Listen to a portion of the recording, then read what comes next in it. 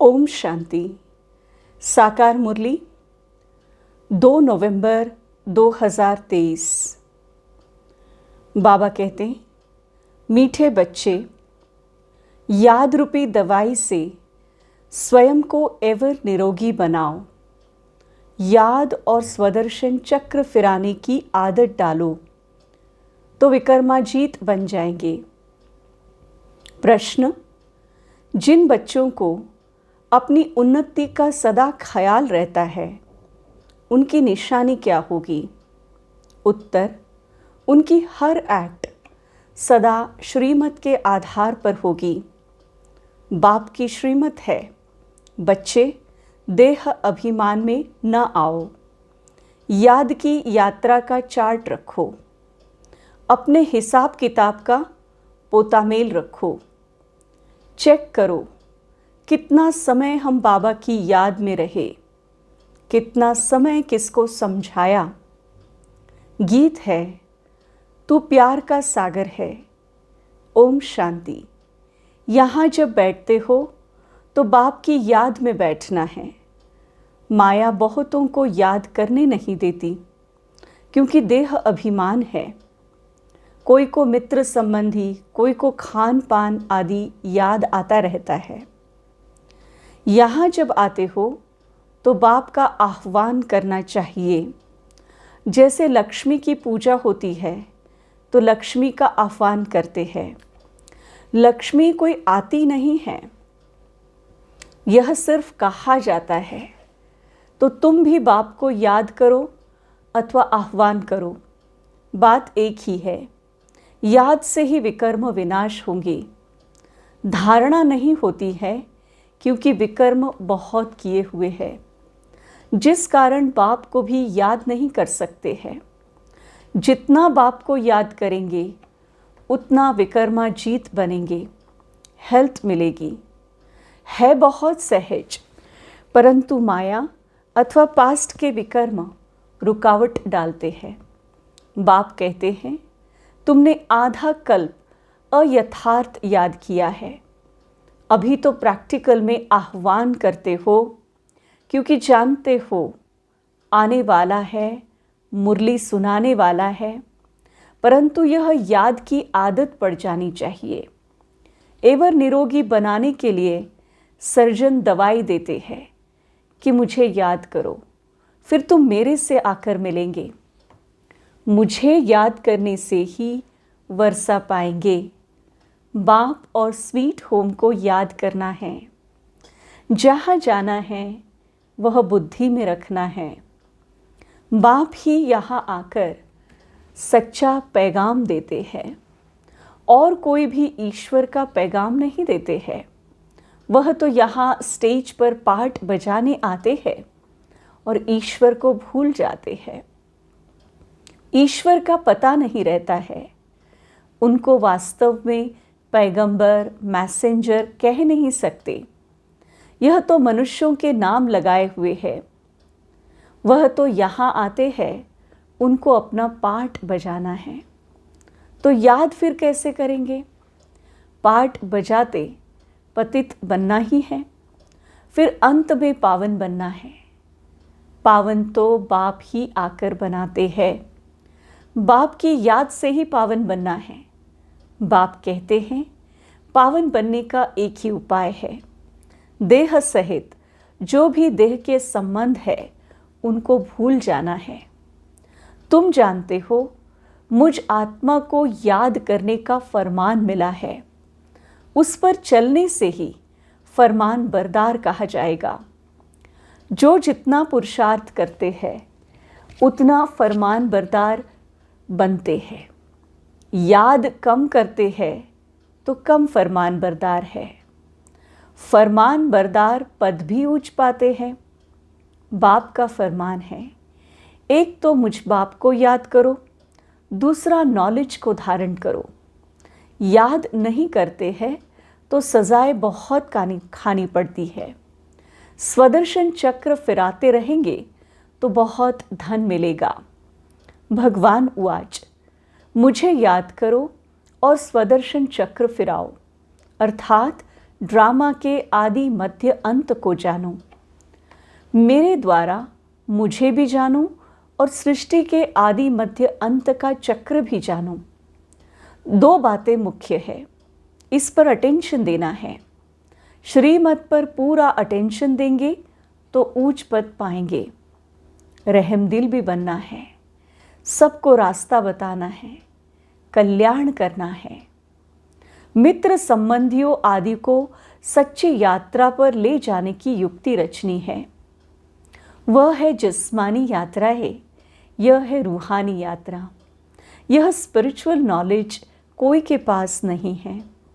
वह है सब शास्त्रों की फिलॉसफी। यह है स्पिरिचुअल रूहानी नॉलेज। सुप्रीम रूह यह नॉलेज देते ही है, रूहों को समझाकर वापस ले जाने के लिए।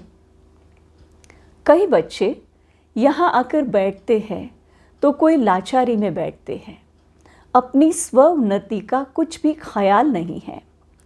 देह अभिमान बहुत है। देही अभिमानी हो तो रहमदिल बने, श्रीमत पर चले, फरमान बरदार नहीं है। बाप कहते हैं अपना चार्ट लिखो, कितना समय याद करते हैं, किस किस समय याद करते हैं। आगे चार्ट रखते थे। अच्छा, बाबा को न भेजो, अपने पास तो रखो चार्ट। अपनी शक्ल देखनी है। हम लक्ष्मी को वरने लायक बने हैं। व्यापारी लोग अपने पास पोता मेल रखते हैं। कोई कोई मनुष्य अपनी सारे दिन की दिनचर्या लिखते हैं। एक हॉबी रहती है लिखने की। यह हिसाब किताब रखना तो बहुत अच्छी बात है कि कितना समय हम बाबा की याद में रहे, कितना समय किसको समझाया। ऐसा चार्ट रखे तो बहुत उन्नति हो जाए। बाप राय देते हैं ऐसे ऐसे करो। बच्चों को अपनी उन्नति करनी है। माला का दाना जो बनते हैं उनको पुरुषार्थ बहुत करना है। बाबा ने कहा था ब्राह्मणों की माला अभी नहीं बन सकती है, अंत में बनेगी। जब रुद्र की माला बनेगी। ब्राह्मणों की माला के दाने बदलते रहते हैं। आज जो 3-4 नंबर में है, कल वह लास्ट में चले जाते हैं। कितना फर्क हो जाता है। कोई गिरते हैं तो दुर्गति को पा लेते हैं। माला से तो गए, प्रजा में भी बिल्कुल चंडाल जाकर बनते हैं। अगर माला में पिरोना है तो उसके लिए बड़ी मेहनत करनी पड़े। बाबा बहुत अच्छी राय देते हैं, अपनी उन्नति कैसे करो। सबके लिए कहते हैं। भल कोई गूंगा होते भी इशारे से कोई को बाप की याद दिला सकते हैं। बोलने वाले से ऊंचा जा सकते हैं। अंधे लूले कैसे भी हो, तंदुरुस्त से भी जास्ती पद पा सकते हैं। सेकंड में इशारा दिया जाता है। सेकंड में जीवन मुक्ति गाई हुई है ना। बाप का बना और वर्षा तो मिल ही जाएगा। फिर उसमें नंबरवार पद ज़रूर है। बच्चा पैदा हुआ और वर्षे का हकदार बन जाता है। यहाँ तुम आत्मा तो हो ही मेल्स, तो फादर से वर्षे का हक लेना है। सारा मदार पुरुषार्थ के ऊपर है। फिर कहेंगे कल्प पहले भी ऐसे पुरुषार्थ किया था। माया के साथ बॉक्सिंग है। पांडवों की थी ही माया रावण से लड़ाई। कोई तो पुरुषार्थ कर विश्व के मालिक डबल सिरताज बनते हैं। कोई फिर प्रजा में भी नौकर चाकर बनते हैं।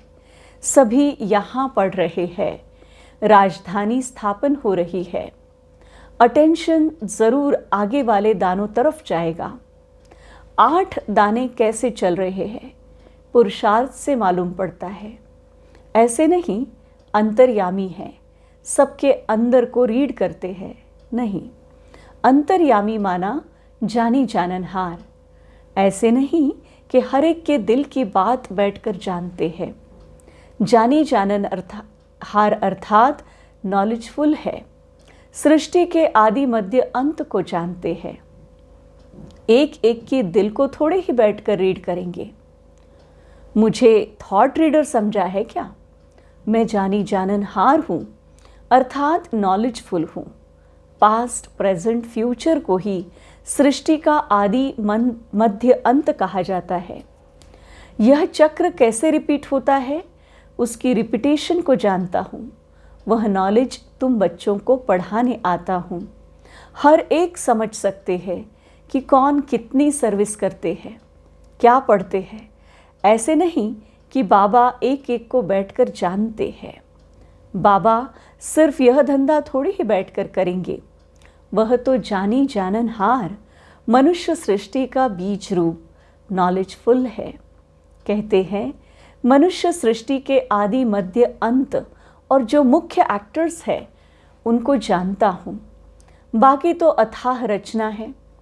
यह जानी जाननहार अक्षर तो पुराना है। हम तो जो नॉलेज जानता हूँ वह तुमको पढ़ाता हूँ। बाकी तुम क्या क्या करते हो वह सारा दिन बैठकर देखूंगा क्या। मैं तो सहज राजयोग और ज्ञान सिखलाने आता हूँ।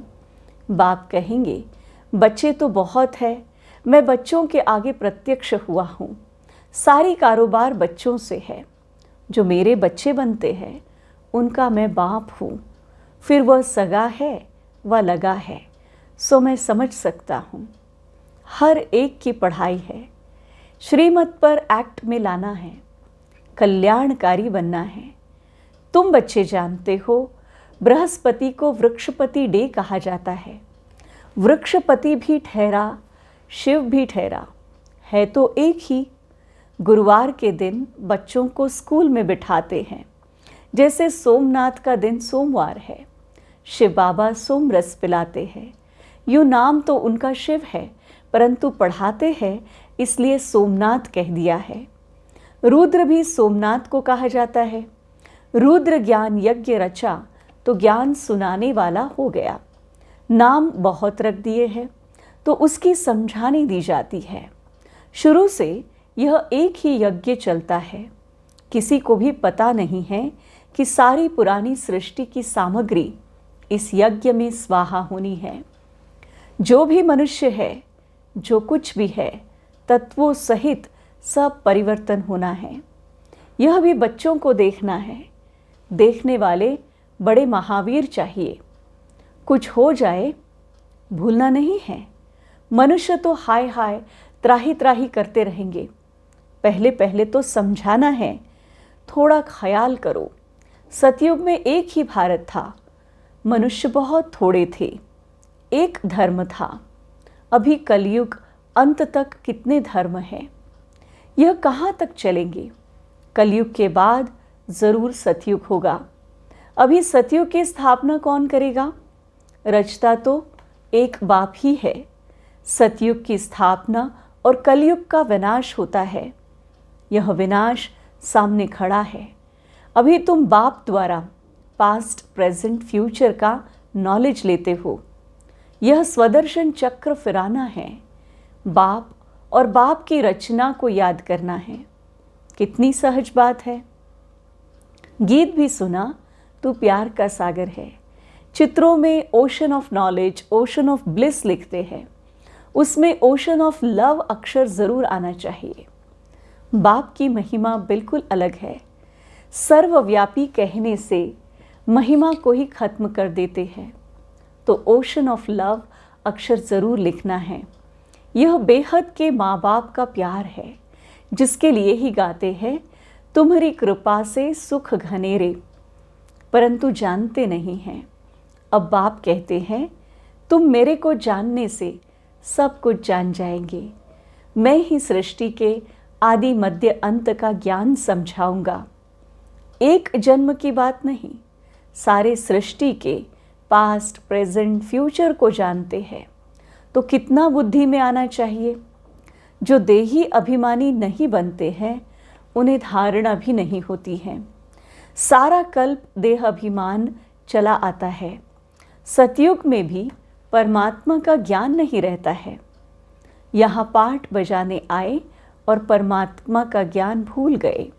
यह तो समझते हैं आत्मा एक शरीर छोड़ दूसरा लेती है, परंतु वहाँ दुख की बात नहीं है। यह बाप की महिमा है। ज्ञान का सागर, प्रेम का सागर है। एक बूंद है, मन मना भव मद्याजी भव। यह मिलने से हम विषय सागर से क्षीर सागर में चले जाते हैं। कहते हैं ना, स्वर्ग में दूध घी की नदियाँ बहती है। यह सब महिमा है। बाकी नदी कोई दूध घी की थोड़ी हो सकती है। बरसात में तो पानी ही निकलेगा, घी कहाँ से निकलेगा। यह बड़ाई दी हुई है। यह भी तुम जानते हो, स्वर्ग किसको कहा जाता है। भल अजमेर में मॉडल है, परंतु समझते कुछ भी नहीं है। तुम कोई को भी समझाओ तो झट समझ जाएंगे। जैसे बाप को आदि मध्य अंत का ज्ञान है, वैसे तुम बच्चों की बुद्धि में भी ज्ञान फिरना चाहिए। बाप का परिचय देना है, एक्यूरेट महिमा सुनानी है। उनकी महिमा अपरम अपार है। सब एक समान नहीं हो सकते, हर एक को अपना अपना पार्ट मिला हुआ है। आगे चल देखेंगे, दिव्य दृष्टि में जो बाबा ने दिखाया है वह फिर प्रैक्टिकल होगा। स्थापना और विनाश का साक्षात्कार कराते रहते हैं। अर्जुन को भी दिव्य दृष्टि से साक्षात्कार कराया था, फिर प्रैक्टिकल में देखा। तुम भी इन आँखों से विनाश देखेंगे।